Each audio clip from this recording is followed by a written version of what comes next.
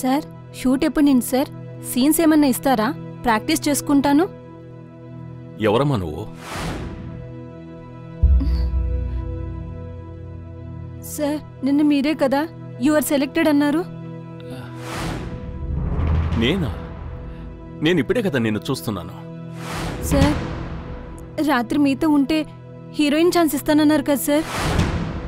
ఏయ్ నీకేమన్నా పిచ్చా? ఏంటంటో మాట్లాడుతున్నావు?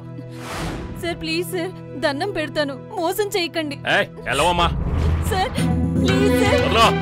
సార్ ప్లీజ్ నీకే చెప్పేది. మోసం చేయకండి, దండం పెడతాను, వదలన్నా. సార్ మర్యాదగా చెప్తున్నాను, వదలు వదలు.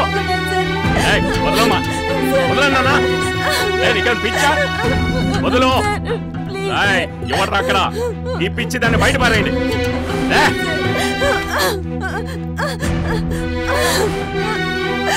ఆడదాని శీలంతో ఆడుకుంటూ సినిమా తీస్తావంటే నువ్వు.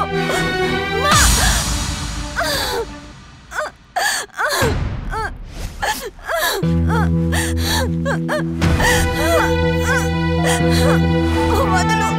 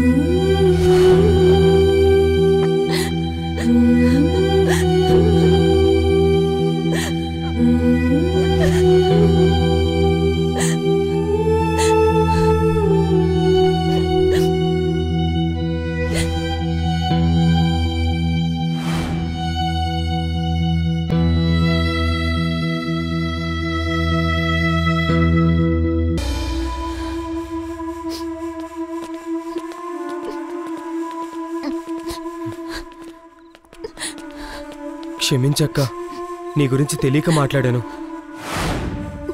నువ్వన్నందుకు కాదులేరా, నాకే ఏదో కూలిపోయింది గుర్తొచ్చి వచ్చేసా.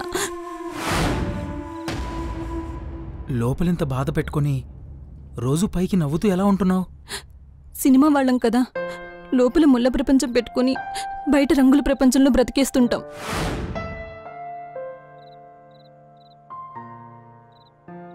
ఇంత జరిగాక కూడా సినిమా మీద నీకెప్పుడూ కోపం రాలేదా? ఎందుకు?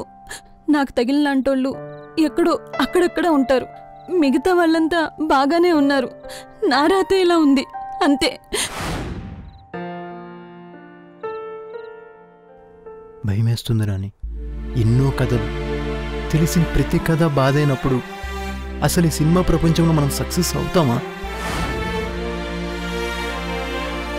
ఇక్కడ ప్రయత్నంలో ఓడిన వారే కానీ ప్రయత్నించి ఓడిన వాళ్ళు ఎవరూ లేరు. కష్టపడే ఎవరినైనా కళామ తల్లి ఆదరిస్తుంది.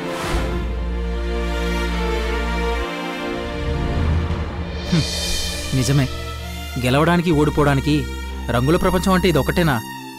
ఈ ప్రపంచమే ఒక పెద్ద రంగుల వలయం. ఇక్కడ ఎవరి లైఫ్ వాళ్ళదే, ఎవరి టాలెంట్ వాళ్ళదే.